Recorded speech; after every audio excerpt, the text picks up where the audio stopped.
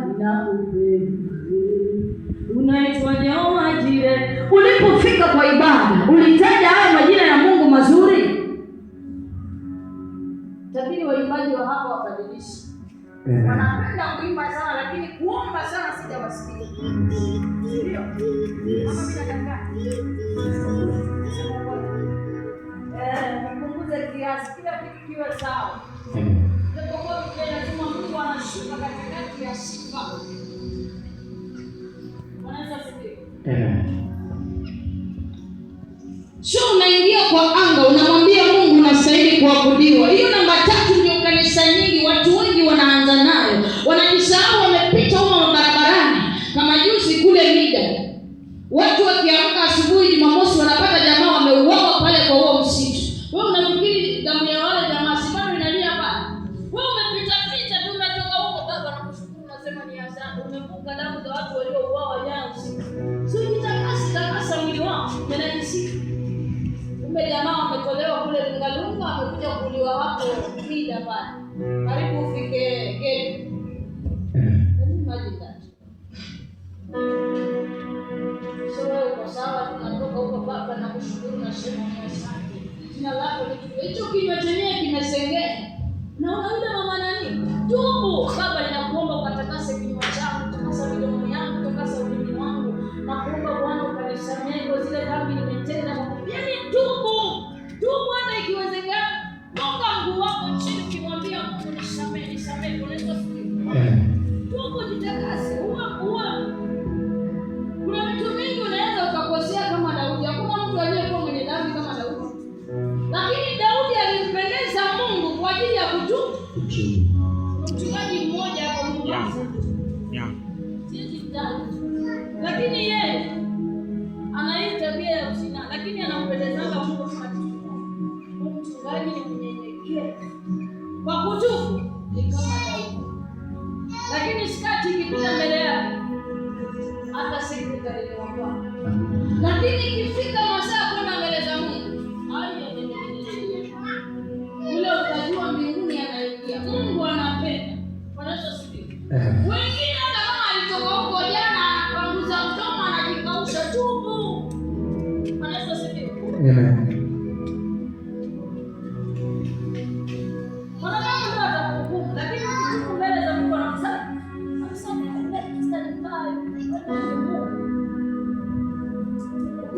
Sasa Mungu anakusamehe na unaendelea na safari. Ule mchungaji ni huwa anamsaidia peke yake. Yesu ukampata kama vile ana gari ana nini, amejikunja kama Elia.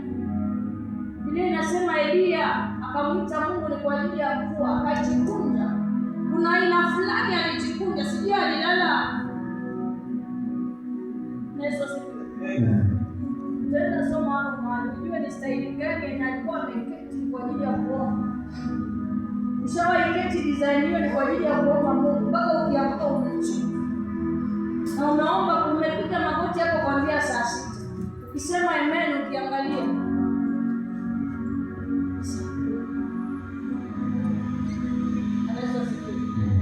So unaingia kwa anga hiyo namba 3. Unamwambia Mungu unastahili kuabudiwa. Unastahili kupewa sifa. Wewe ni Ebeneza, wewe ni Adonai, wewe ni El Shaddai, wewe ni Mungu mkuu, wewe ni mfalme wa wafalme. Ninashuka ukainuliwe, ninapotea ukaonekane. Tunaenda namba 4. Namba 4 ni kujifunika kwa damu ya Yesu Kristo. Kujifunika kwa damu ya Yesu Kristo.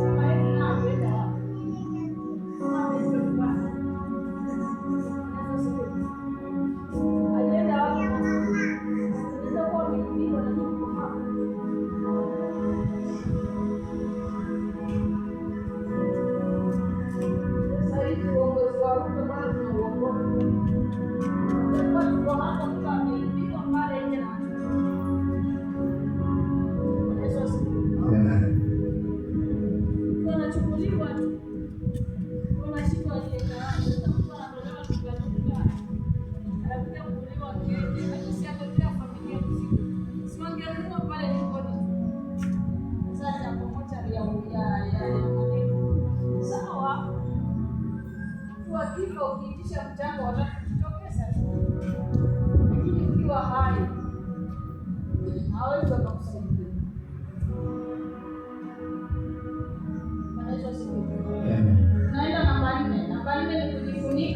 damu ya Yesu Kristo. Pasta, tunajifunika vipi kwa damu ya Yesu Kristo? Usiku ikifika kama mchana, unaomba, ninapeana, kumbuka nafundisha na napeana mfano. Unaomba, unasema najifunika kwa damu ya Yesu Kristo. Nafunika washirika wangu kwa damu ya Yesu Kristo. Nafunika huduma yangu kwa damu ya Yesu Kristo. Nafunika sauti yangu kwa damu ya Yesu Kristo. Funika sura yako kwa damu ya Yesu Kristo. Wachawi wakipita wasije wakaenda kuroga na sura yako. Watu mtaani wakaanza kusema wewe ni mchawi, ili hali wewe si mchawi, mtu mzuri. Unafunika sura yako kwa damu ya Yesu Kristo. Wanabiashara wenye mko hapa kama mimi, unahakikisha umefunika biashara zako kwa damu ya Yesu Kristo. Usiuze, hakuna. Wale wengine wana biashara lakini akiuza.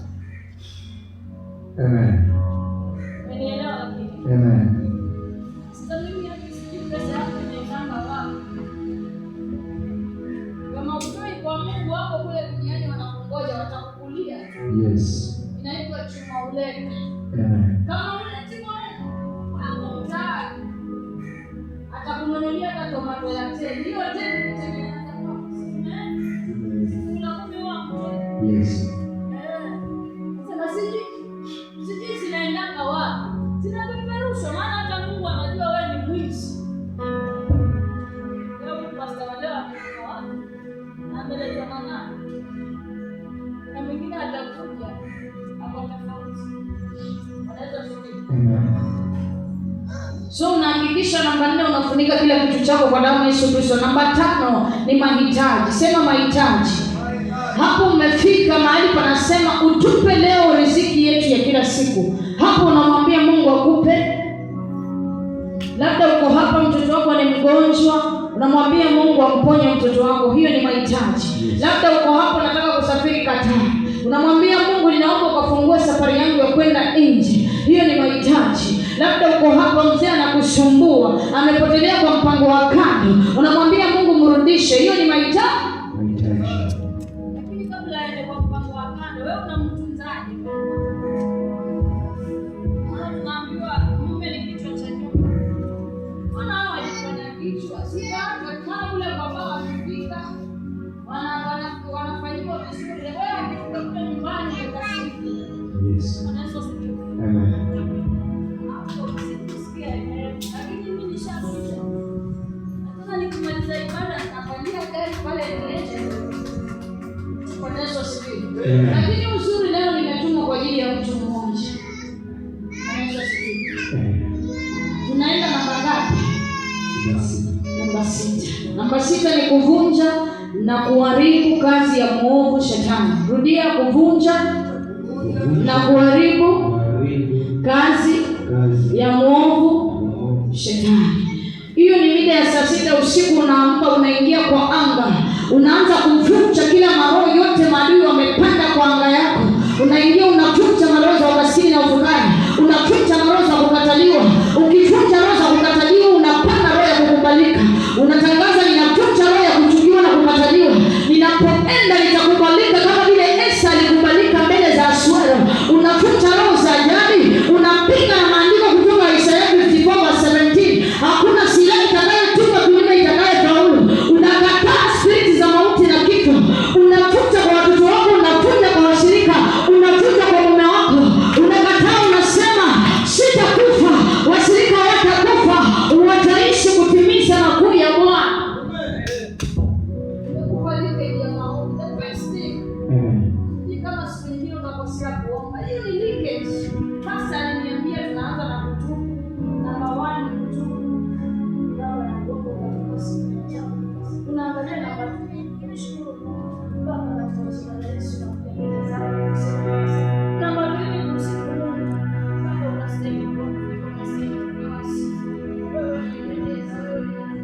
Namba 4 ni kujifunika kwa damu ya Yesu Kristo. Kwa sababu huko namba 6 unapoingia kwa anga ukirusha mishale, kama hujajikava na damu ya Yesu Kristo watakuona na watakushambulia. So tumia hiyo leakage. Alafu nione namba yako kama yatakapea Amen. Tunaenda namba 7 na ndio ya mwisho. Uregesho. Sema uregesho. Uregesho. Sema uregesho. Uregesho.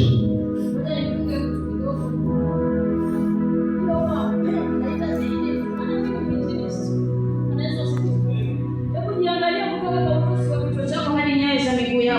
Kumbuka naongelea neno uregesho. Ukiwa mwilini utanielewa, utanuna. Ukiwa rohoni utajua kuna mahali nastahili kurekebisha. Kama wewe ni mwanaume umeingia kwa ibada na ndevu za langa, wapi shakushuda zako kama za pasta? Kule toa. Maana wanaume wote wanavaa shakushuda zinakaa hivi mbele. Za kwako ziko wapi kama siku ukiwa umeingia? Naongelea neno kuhusu uregesho.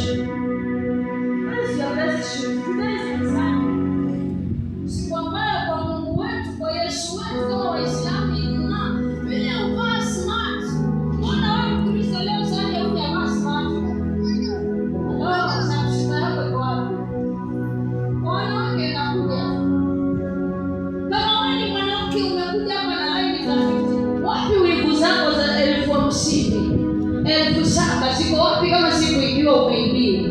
Sema uregesho. Oh my God. Unajua ukiwa mwilini utaelewa baadaye.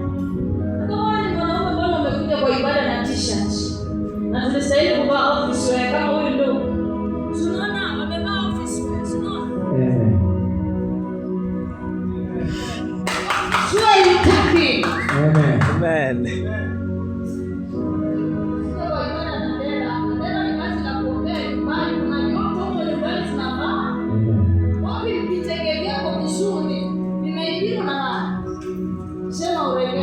Uregesho. Oh my God. Pastor, unasema mimi kabisa. Unanizungumzia mimi kabisa. Na ni kweli nimeibiwa. Hii maisha nikitazama pale mahali naishi si mimi. Amen. Na kama nakudanganya, twende Isaiah 42:22. Zilikuwa naongelea neno uregesho. Tunataka tudhibitishe. Hallelujah. Isaiah 42:22, Isaiah 42 mstari wa 22. Nimeingia kwa ujumbe wangu wa pili, uregesho. Amen. Biblia inasema, lakini watu huwa ni watu walioibiwa na kutekwa. Haijaandikwa hivyo. Isaiah 42:22. Watu hao ndio maana nikakwambia nikiwa mimi hizo vitu zote nimesikia. Soma anapeana mali katika jamii. Sasa angalia wewe wapi?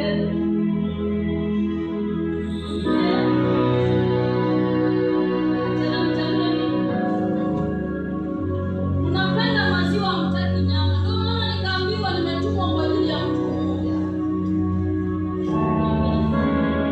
Baba anasema hivyo Isaya 42:22 inasema, lakini watu hawa ni watu walioibiwa na kutekwa. Wote wamenaswa katika mashimo, wamefichwa katika magereza, wamekuwa mawindo, wala hapana aokoaye. Wamekuwa mateka, wala hapana asemaye rudisha. Biblia inasema lakini watu hawa ni watu walioibiwa na kutekwa, wamefungwa na wamenaswa katika mashimo, wala hakuna asemaye rudisha. Nataka urudie mara 7 kwa nguvu, hata ikiwezekana usimame, kwa sababu adui ndio ameshika vitu vyako. Urudie mara 7 kwa nguvu, useme rudisha. Nikisema 1 unasema rudisha. 1, 2, Rudisha. 3, Rudisha. 4, Rudisha. 5, Rudisha. 6, Rudisha. 7. Rudisha. Naomba ukae chini. Biblia inasema lakini watu hawa ni watu walioibiwa, wametekwa, wamefungwa, lakini hakuna asemaye rudisha. Ningependa kukutia moyo nikwambie, chochote walichoiba kwa siri kwa maisha yako bila wewe kujua, baada ya hii ibada Mungu anaenda kurudisha. Nyumba iliyochukuliwa, biashara, nyota yako, pesa yako, mali chako, baada ya hii ibada Mungu anaenda kurudisha. Jina la Yesu.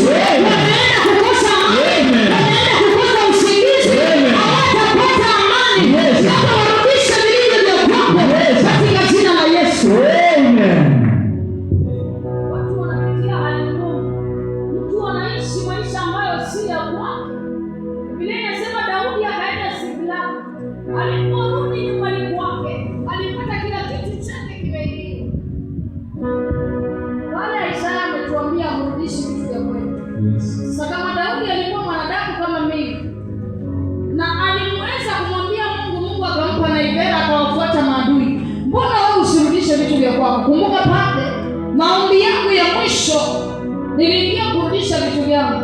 Yes. Na tuliposoma Isaya ametuambia haturudishi vitu vya kwetu.